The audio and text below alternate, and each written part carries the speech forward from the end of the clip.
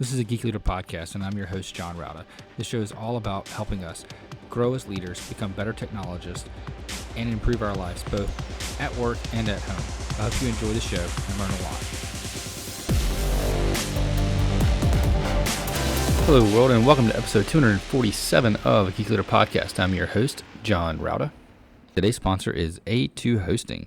I've been using A2 Hosting solid state hosting solutions for our website at geekleader.com for many years now, and absolutely love their support, their service, and all the features that you get. You get access to cPanel. You get all of the things that you can imagine for a great WordPress experience, including their A2 optimized WordPress, which does extra security checks, extra lockdown. You can lock down your editor file so you can't edit anything inside there. You get alerts whenever there are file changes that are done. You can also do automatic updates, backups, and more with A2 Hosting. So highly recommend it. Go to geekleader.com/A2 to get more information and to sign up for their solid state turbocharged speed hosting today. Again, that's at geekleader.com/A2. All right, Geek Leaders, today on the show, I'm honored to have Erika Andersen, and she is the founder of Proteus and the host of the Proteus Leader podcast, and she's also the author of multiple best-selling books, including her latest, Change from the Inside Out, which we're going to be talking a lot about today. And with all that being said, Erika, welcome to the show. Thank you. I'm thrilled to be here. So just to lay some context for our conversation, just to get the listeners up to speed, can you tell me how you've gotten to where you are in your journey today and what that process is like and what is it that you guys are doing? Oh, wow. I could answer that question in a very long-winded way or very quick. I'll go for the quick.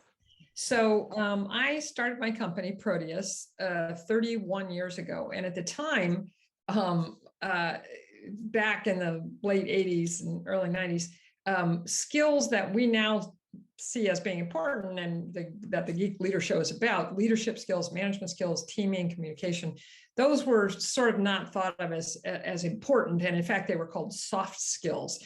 And so I wanted to start a company that really focused on those because as I saw things speed up and flatten out, I realized that those were going to be the key skills. In fact, our initial tagline for Proteus was skills for mastering the future. So I wanted to start a company that really helped people get clear about how people and organizations get clear about the future they wanted to create for themselves and how to get there by building skills, by building insight, by building knowledge. So that's what we started to do, and that's what we're still doing. And now, 31 years later, we focus on what we call strengthening leaders. You know, we have an executive coaching practice and a team coaching practice. We focus on what we call creating the future. We have a change practice and a vision and strategy practice.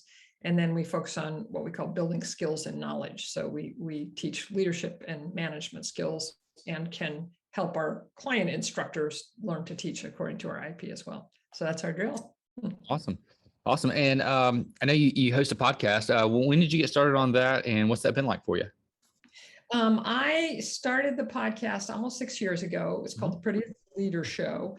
And I did it at the last book I wrote, which was called Be Bad First. And it's about learning. It came out in 2016. And my publicist at the time said, you really need to do a podcast. It'd be great to do a podcast. And I was like, totally did not want to do that.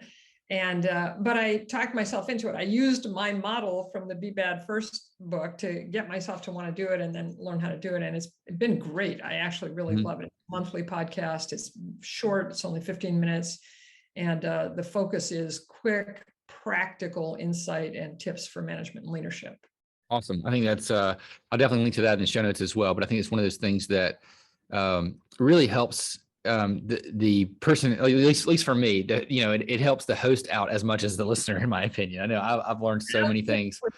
Yeah, that was one of the ways I convinced myself to do it is I started to see exactly that, John, that it would be rewarding to me that I would get to talk to all these cool people and find out stuff from them, you know?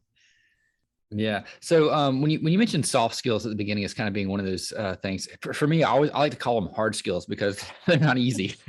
Yeah, no, exactly. I feel like when they were called soft skills, there was an underrepresentation, both of their importance and, to your point, the difficulty. I think it's much easier to learn how to do a particular process, for instance, than it is to learn to do it well and in a way that brings people along with you. Yeah. And I know, like with your latest book about Change from the Inside Out, and you talk about like kind of how it comes from your feelings and the inside and how it affects you. And for me and for a lot of people in tech, that's not easy to do, to relate to what we're actually feeling, what's going through us when we're feeling something. At least for me, I'm rather introverted, so empathy is really difficult. Connecting with people sometimes is a bit of a challenge. Do you see this in the field of tech more than other areas, or is it kind of just everywhere? No, I think you're right. I think, and this is, I mean, we're both saying things that are big generalities and a little simplistic, but it's true. I think quite often people who are attracted to tech and to technology itself, they're task focused, they're less relational, they're more comfortable in the world of ideas and processes, and yeah, dealing with people can sometimes be a stretch. I like to think that the way I wrote this book is helpful for those kinds of people. I'm a little like that myself. I'm more task than relationship. And so I started to tell you this before we started to record. The two codes I was trying to crack, if you will, when I wrote this book are, why is change so hard for people? And then what happens when a person goes through or doesn't go through a change? And I think I've laid it out in a way that will appeal to tech people because it's very practical and kind of clear, the answers to those two questions that I came to. Yeah. So let's talk about, why is it so hard to go through a change? I know for me, I've gone through some digital transformations in the past where we've really shifted up the business process. And one that I remember from a while back is probably 8 or 9 years ago now. We went from changing our software development process from a waterfall traditional approach to an agile approach, where we went from taking requirements kind of being tossed over the wall, developing in a vacuum, and then showing off what we made, to these daily meetings with all team members and communicating on a regular basis. We took the cue walls down to where we're just an open environment instead of being hidden away, and it was a challenging time for several months. So why is that? Well, so as I started to think about this, I'm a big student of history, and I started to think about, okay, well, so what has change been like in our past? And the first chapter of the book is how change has changed. And I talk about this, how much change has sped up. And we kind of know this, but I really wanted to lay it out for people. So in 100 years ago, or 200 or 500 or 1,000, a person's life did not change much throughout the course of their life. I mean, if you think about it, 100 years ago, if your dad's a pipe fitter, you're probably going to be a pipe fitter, and you're probably going to grow up in the same place that your parents grew up. And if you go to school, you'll probably go to the same school they went to. Life was fairly unchanging in any time in the human past. And when a change did come, it was almost always bad and dangerous and threatening. It was a war or a famine or a plague or an earthquake, it was something bad. So I started to think, I think historically we're wired to think that change is dangerous, and that generally speaking, the safest bet is to go back to the known as quickly as possible, go back to what worked before the change came. So I thought, okay, so if that's true, this kind of homeostatic urge that we always want to come back to the known, to the safe, then no wonder it freaks us out so much when change comes, because it's only been in the last really 30 or 40 years that change has been so fast. At the beginning of the book, I tell this story about how when I was a little kid, I'm old enough, when I was a little kid, that we got our first television. And then about 10 years later, we got our first color TV. So that change, that level of innovation from black and white to color TV that took a decade to happen 60 years ago, now happens, on a daily basis, right? So we're not wired for this. So that's what I really started to understand, is that in order to be able to deal with and thrive through this era of nonstop change, we in effect have to rewire ourselves. And that's why I wanted to find out, well, what happens when we're, when a change is imposed on us, and then how can we shift how we think about that? Yeah. Does that make sense? Makes perfect sense. You're right. We haven't really, adapted or evolved to be this rapidly changed. And, as you said that, I started thinking back of, what was life like for my grandfather, who was born like in the early 1900s. I think 1906 was his year of birth. And his whole life was pretty much the same. It was farming, Exactly. his whole life. Yeah. And so think about that. That's been true for 99.9% of human history. So then I got into, well, then what does actually happen given that when a change comes at us, So a change, somebody says, we're going to change our whole software development approach from waterfall to agile. Okay, that comes at us.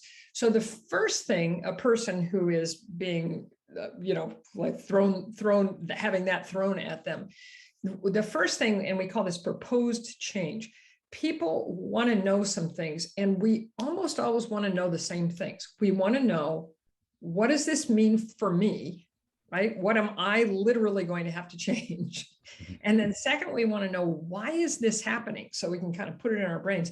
And the third thing, and in some ways this is the most important, we want to know what it will look like after the change has happened, because our historical wiring has given us this big fear of the unknown. So if somebody says, well, we're going to make this change, and then doesn't tell you what the world is going to be like post-change, it just seems murky and terrifying, right? So we start trying to gather this information. What does this mean for me? Why is it happening? What will it look like when it's done? And as we gather this information, and then when I figured this out, I got really excited.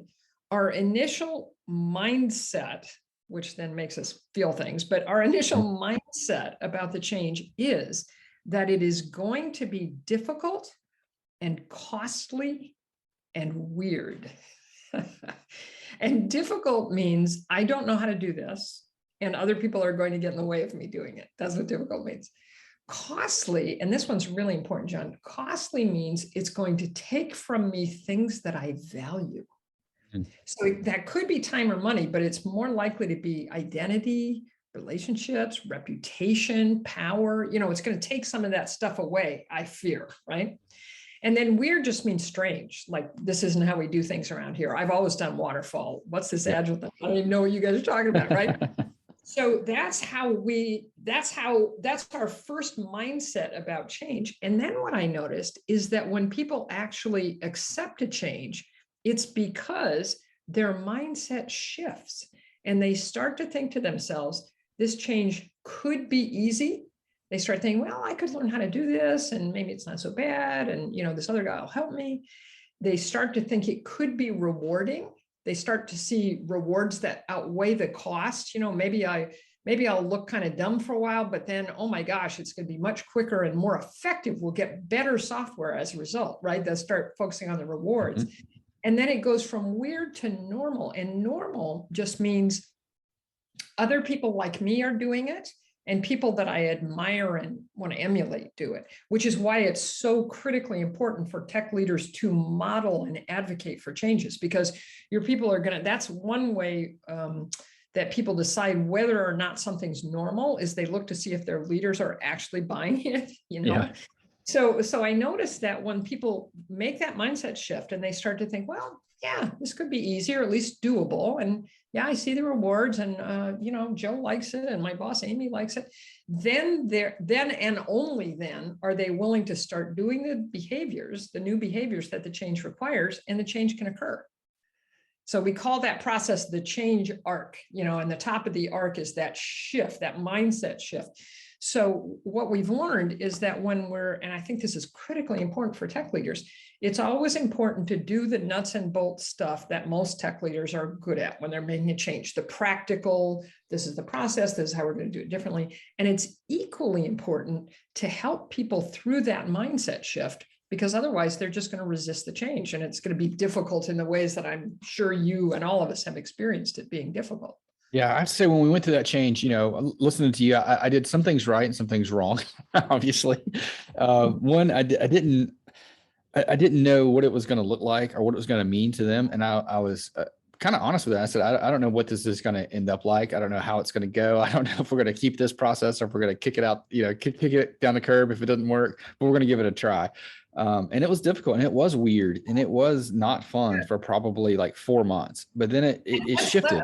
Let me interrupt you for a second, just to rewind the tape. What you could have done, and I often tell leaders to do this, is even if you don't know how this particular change is going to turn out, if you can tell people how other changes like it have turned out, Like other people who have gone from waterfall to agile, here's how it works and here's how it's better. People just need some sense of where you're going, because you may be willing to just go into that dark alley of not knowing how it's going to work, but most people aren't. Most people, that's just too hard for them, right? Yeah. Yeah, I can definitely see where I could have done a much better job of that by just explaining that, and I did the research. I just didn't communicate the research. I did the research to show that this works in other businesses. I just didn't communicate that properly. So that's probably one of the things I should have done. Yeah, great. I agree. And you'll be, as you do this going forward, it's amazing how much difference that makes to people. One of the pieces of research I came across when I was writing the book is that a lot of neuropsychologists are starting to think that fear of the unknown is our deepest fear. So when we don't communicate to people at least some sketch of what it just makes them afraid. And when people are afraid, they don't move, Yeah. I definitely think that's one of my biggest fears is, I would say, fear of being a burden, and probably fear of the unknown are probably my top two. Yeah. No, I think that's pretty common. Yeah. So when we're going through something like this and we get to that point where we think it's going to be difficult, costly, and weird. And you mentioned that the mindset shift is kind of that one thing that helps us change. And we have to be able to see the rewards and see that this is normal for other companies or in other areas or other people. How is it as a leader we can kind of ease some of those fears and help that mindset shift to happen a little bit sooner? Oh, what a wonderful question. So the first thing to remember is, how when you're on an airplane and they're talking about what's going to happen when the oxygen masks come down, Yeah. They put on your own mask before attempting to help others, right? So as leaders, what we need to do first is make our own mindset shift. So, that we all talk to ourselves all the time, right? We all have this continual monologue running inside our heads. And so when a change comes at us, the monologue is primarily negative. Oh, this is going to be hard, and it's going to cost me things I value, and it's going to be weird, and I don't know how to do it, right? So what you can, this is an amazing thing to recognize, that if we recognize it, we can change the way we think, right? We can think about how we're thinking, and we can decide to think differently. So when you notice yourself as a leader thinking in these negative ways about a change, just stop and go, wait, hold up. How could it be? And start asking yourself those questions. How could it be easy? How could I make this easy for myself, for my people, or at least doable? Okay, yeah, I get the cost. What are some of the rewards? How is this going to reward people in ways that are meaningful to them? Okay, how can I make this normal? You just start questioning your own self-talk. And as soon as most tech people, and I love this about tech people, are very curious. So as soon as you engage your own curiosity about the change, how could I make this easy, rewarding, and normal for my people, for myself and my people, then you'll start to see the possible solutions. Then when you turn to your folks and their first impulse, your folks or the other people who are being affected by the change, and their first response to you is, oh my gosh, this is going to be so difficult and so costly and so weird. The first thing you can do, you can recognize that as a normal human reaction. They're not change resistant. They're not bad. They're having a normal human reaction. And you can just listen. Just listen. Yeah, it is going to be challenging. Yes, this will take some time. I can see how this feels like you're not. Yeah, you just listen. And then once you've listened to somebody, usually they'll be open to then engaging with you in that conversation about, okay, yeah, it will take some time and it does involve new skills. How can I help? How can we help? How can we make it easier for you, right? So when you've listened through their concerns, then they're ready to usually take that journey with you toward easy, rewarding, and normal.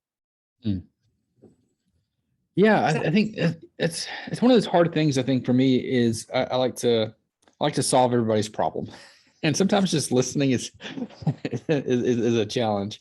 So how can I be a better listener? Oh gosh, that's a wonderful question, and I think that is you correct me if this is wrong, but I think that's a very common problem among tech people, because your job is to solve problems, right? It's like, So somebody starts to tell you how something's going to be difficult, and you're like, no, it's going to be really, we can do it. Let me tell you, let me walk you through it, which is not what the person needs to hear at that point, right? Mm-hmm. So the way I get myself to listen when I want to solve the person's problem is just, this may sound silly, but I find it helpful, is just first keep my mouth shut and breathe. Just don't start talking yet. Just really take it in. And then I set the task I set for myself is, rather than to solve their problem, my task is to really understand where they're coming from, which tech people are also good at, because when you're solving an actual problem, that's the first thing you have to figure out, right? What's actually going on here? What's the current state? What's working now, right? Yep. Okay, so set yourself that same task with the person. What actually are they experiencing? What are they feeling? What are they thinking? What are they saying here? And then once you feel like you've understood, try to summarize. That's the best way to listen. It's like you listen really carefully. Okay. Oh, wow, they're worried they're not going to be able to do it. Or they're worried that it's going to be more time consuming than the previous way of doing it. Or they're worried, okay. Do I summarize that out loud to them or to myself? Yes. Okay. To them. And it does this wonderful thing of closing the loop. If somebody's saying to me a bunch of stuff, which kind of boils down to, I'm worried that that this won't work. Mm-hmm. Then when you say to them, oh my gosh, so you got a kind of core fear that this process is actually not going to work. With the response you'll get, if you try this, John, you'll find that most often the response you get is yes, or exactly. People are so unused to being actually listened to, and to have somebody close the loop like that. So this is the core of what you're saying. It's incredibly fulfilling in a weird way to feel like somebody's actually heard you and hasn't tried to talk you out of it or reassure you. They're just hearing you. Yeah. And when you say that, like, you're really worried this isn't going to work, and they go, yeah. You say, okay, well, would it be helpful for me to walk you through how it has worked for other people, or how we think we can make it? Yes. Then they're open and they're willing to hear a solution. Yeah, no, I agree with you 100%. I think that's it. It's one of those challenging things to do. Yes. But doing it is rewarding for both parties. Yes. Oh, what a great insight. That's exactly right. I feel that when I really close the loop on somebody and listen to them, it's hugely rewarding for them, as I said, but it's like, oh, I've really understood. We're connected. Okay, now we can solve for this. Mm-hmm. Yeah, cool. So how do you know as a leader that your team has kind of had that mindset shift? Because sometimes when you talk to people, you tell them about this change, they all to your face will say, oh yeah, this is great. And then they go back like, oh my God, what's happening? Well, so let me answer that two ways. If people are used to just going, oh yeah, no, that's good. Mm-hmm. You got to dig a little bit. And one way you can dig, and this will be surprising, but very helpful to people, is say, okay, what are you concerned about? And that really signals to people that you don't need them to just, kind of salute the flag. You really want to know what's up. And then people are more likely to say, well, I'm worried that this is going to make us look dumb, or that we're not going to know how to do it right away. Yeah. Oh, I can say, yes, that's a legitimate fear, and then you can really dig into it. And then if you've gotten them to be honest about what concerns they have, whatever they are, then you'll notice the way that you'll notice that they've made the mindset shift is they'll literally start talking differently. They'll start saying things like, well, I think if we had a training program for this and we really made sure that everybody knew it was available and made it real practical, I think that would help. They're thinking about how to make it easy, right? Or if they say things like, well, I'm talking to you, this is helpful. It sounds like you're really into this. Normal, right? Or they say, well, if this has the outcomes you're talking about, and it would make it so that development happens, maybe not more quickly, but more effectively. Yeah, that'd be a good outcome. They're thinking about rewarding. So just listen carefully when what they say, because our mindset shows up in what we say, right? So if they start talking in ways that mean they're looking at how it could be easy or doable, rewarding, and normal, then they're moving. Gotcha. So listen to the words they're saying and see that and hear that actual shift. Yes. That they're talking about ways not just to avoid this, that's going to happen, but how to capitalize upon it. Yes, exactly. You And see what I did there? I listened and I summarized. oh, summarizing is always great. Summarizing is always great, and you did a great job just then. And so if you can, but you're very insightful in this regard, that you do have to get them talking honestly to start with. Yes. And that's one of the things as a leader, and you know this, is you got to create did you read that? There was a great study that came out from Google about 3 or 4 years ago about high performing teams. And they found that the most consistent truth, in a way, aspect of high performing teams was that people felt psychologically safe. Yes. Right? They felt like it was safe to say what was true for them, to say when they didn't understand something, to say when they needed to learn something. So that's that psychological safety, if you're going to be taking your team through change, it's so critical as a leader to create that kind of psychological safety where people know it's no harm, no foul to say they're worried, they're not into something, they don't understand something. If you can do that, then you actually know where people are, and then you can help them through. Yeah, that's one of the things I try to be as clear as possible with my team, that, during a one-on-one or behind closed doors or inside of our team department, our area, you can say whatever you want to me. Yes. You can be as brutally honest. You can tell me how terrible I am, and we'll keep it between us. Whatever you say is between us, and I want to hear it. I want the feedback. And, it's one of the things that when I first started doing one-on-ones many years ago, it was really challenging for me to even get negative feedback from people. Yeah. And I found that, like, taking walks or getting outside of the office where we're in a neutral environment, and then asking, repeatedly, like, what can I do better? What did I do wrong? And making them give me an answer, made that a little bit more inviting, and, I kind of rewarded them by saying, excellent point, whenever they did say something, instead of being defensive. Even though in my mind, maybe I was a little bit defensive. I thought, I disagree. I kept that to myself. Yes. Oh, John, that's great. I mean, I couldn't have said that better myself. And saying things like, asking in a team setting, especially, rather than saying, what am I doing wrong, or what's not working? That's an easier question for people to answer. Good job. Right? What's not working? And then to use that summarizing, especially if you disagree with somebody, summarizing is great, because they know that you've heard them. Like if somebody says, well, I think you should do X, Y, and Z, and you're sitting there thinking, oh my gosh, there's no way we could do X, Y, and Z. But if you just summarize, if you say, okay, so for you, X, Y, and Z would really make a difference. Yes. Then you can say, I see it differently. Here's why I don't think we can do X. If you say that without summarizing, it just feels adversarial. But if you say it once you've summarized, then they feel completely heard. And that's what people want, is they want to feel heard. And then they're willing to listen to you disagree with them. So that's an important thing I learned years ago. This whole thing of summarizing what people say is kind of magical. Yeah, it sounds that way. And, I've done it sometimes, and sometimes I get lazy and don't do it. It's just say, yep, got it. To my detriment. I mean, whenever I say to people, oh yeah, I understand, they're sitting there thinking, do you really though? Yeah, that's usually when you mess up, right? Exactly.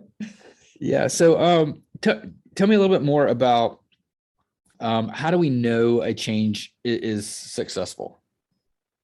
Oh, I love that question too. So the first third of the book is about the things we've been talking about, why it's hard, how do individual people go through change. And then the last 2/3 of it is our 5-step change model, which I really love, although I'm not unbiased, because it integrates the practical nuts and bolts, all the things that the practical things that you have to do well to make a change. You have to make a good plan. You have to communicate clearly. But then the human things that we've been talking about that you need to do to make sure that I see, in fact, our 5-step model as a way to do the practical aspects of the change while cascading all the people who are affected through their own change arc so that they actually accept it. And the 5th step of the model we call keep the change going. And it's once you've integrated the plan into the environment, and you've done the actual practical nuts and boltsy change stuff and helped people through that arc, through that mindset shift, then you're not done. Then you have to look and see if the change is actually getting the results that you've outlined for it. In the second step of the model, you talk about what are the measures of success? How will you know when this change is successful? That's one of the things you do. And in the fifth step, you're really looking at that. Like, are we actually getting the results we thought? And if not, then what are we going to do about it? Is it that we were wrong and this change is not actually going to yield this outcome? And then we got to be honest about that. And what are the other outcomes? But more often it's just, this changes always have unintended consequences, right? Yeah. So sometimes you look to see if one of the measures of success is being fulfilled and it's not. And if you dig into it, you realize, like, for instance, there's an example I use in the book where a company is changing the production process for its core product. And part of what they're doing is automating part of the process.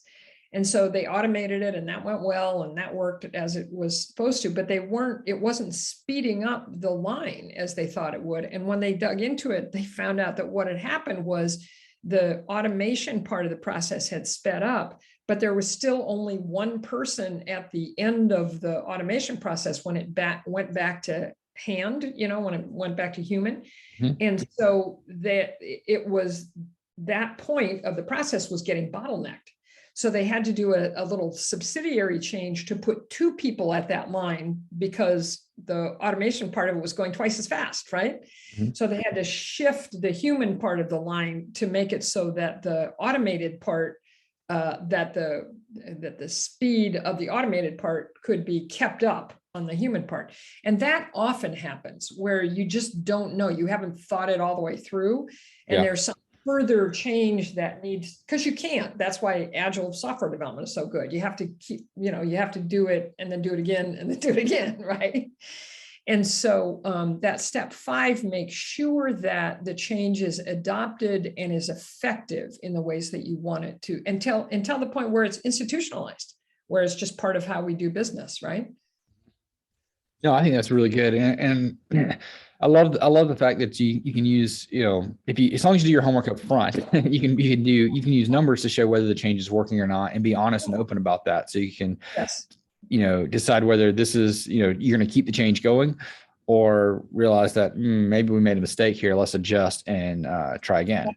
Exactly. And at the same time, the other thing we talk about in step 5 is how to make, the subtitle of the book is making you, your team, and your organization change capable. Mm-hmm. And we use that word change capable a lot because all the way back to the beginning, when I was talking about how we're now in this era of nonstop change, and we're not particularly change capable because we still see change as threatening and dangerous.